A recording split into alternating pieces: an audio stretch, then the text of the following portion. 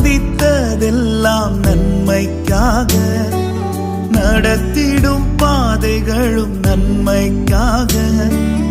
அனுமதித்ததெல்லாம் நன்மைக்காக, நடத்திடும் பாதைகளும் நன்மைக்காக. கர்த்தர் எனக்காக யாவையும் செய்து முடிப்பார். சங்கீதம் 138:8.